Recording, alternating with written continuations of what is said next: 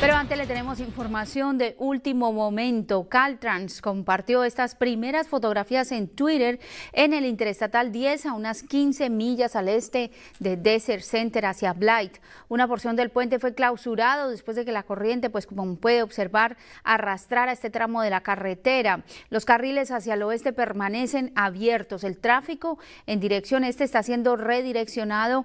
Tenemos una alerta también de inundaciones en la carretera de regreso al desierto proveniente de Las Vegas, donde también se experimentaron lluvias que afectaron de nueva cuenta pues esta zona del Parque Nacional de Joshua Tree. Estaremos actualizándole esta información.